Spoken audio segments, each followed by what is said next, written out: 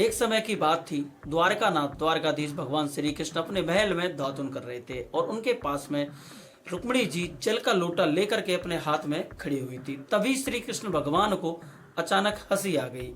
इस प्रकार से उन्हें आश्चर्यचकित रूप से देखती हुई रुक्मिणी जी कहने लगी, आप इस तरह हंस क्यों रहे हैं? क्या मेरी कोई सेवा में त्रुटि हुई है या कोई गलती हुई है? तो श्री कृष्ण भगवान कहने लगे, हे रुक्मिणी, आपकी सेवा में कोई त्रुटि होना तो संभव ही नहीं है।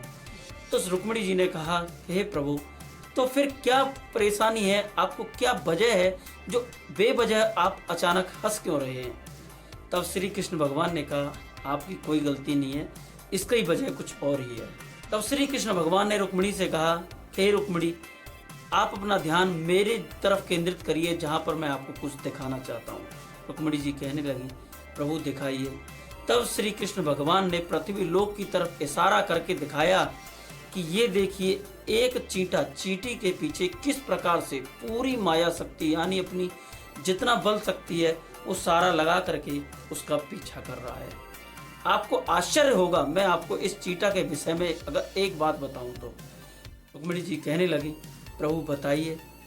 तो श्री कृष्ण भगवान ने कहा कि इस चींटा को मैं 14 बार इंद्र पद दे चुका हूँ, यानी कि स्वर्ग का राजा बना चुका हूँ, लेकिन भोग विलास में इतना लिप्त रहता है कि ये 14 बार इंद्र के पद को ग्रहण करने के बाद भी इसकी भोग विलासा समाप्त नहीं हुई। ये आज भी अपने कार्य में निरंतर लगा हुआ है। तो रुक्मिणी जी कहने लगी, तो प्रभु किस प्रकार से, इसका क्या उद्देश्य है? मेरी तो समझ में कुछ आया नहीं। तब श्री कृष्ण भगवान ने दोबारा से बताया कि यानी कि मनुष्य भी, यानी प्रत्येक मनुष्य भी इंद्र पद को प्राप्त कर सकता है।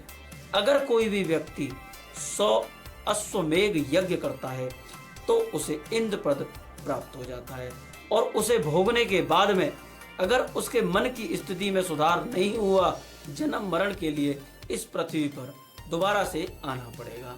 इस प्रकार से जो व्यक्ति अपने आप के अंदर जो शीतलता नहीं रखते, संयम नहीं रखते, लगातार भोग वासना और अनेकों तृष्णाएं, चाहे वो धन की हो या संपत्ति की हो, किसी भी प्रकार की अगर मन में चिंतन रहता है तो वो लगातार जन्म मरण को प्राप्त करता है।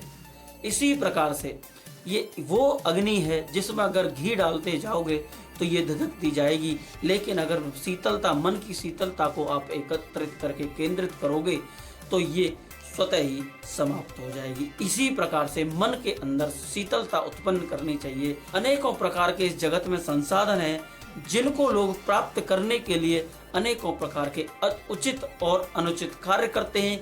उसी की वजह से लगातार इस पृथ्वी लोक में जन्म और मरण की स्थिति के लिए मन की वजह से आत्मा का पुनर् शरीर को धारण करना ये एक प्राकृतिक नियम है।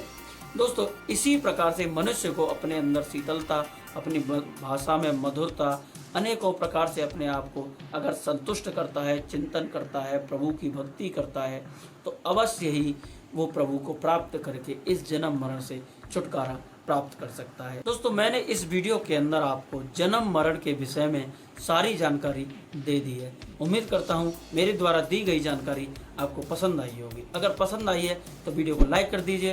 अगर आप मेरे चैनल पर पहली बार हैं तो चैनल को सब्सक्राइब कर दीजिए, और ऐसी इंटरेस्टेड वीडियो देखने के लिए मेरे चैनल पर बने रहिए। आप किस स्थान से इस वीडियो को देख रहे हैं कमेंट सेक्शन में जरूर बताइएगा। मिलते हैं ऐसी इंटरेस्टेड वीडियो के साथ अगली वीडियो में। तब तक के लिए जय हिंद, जय भारत, राधे राधे, जय श्री कृष्ण।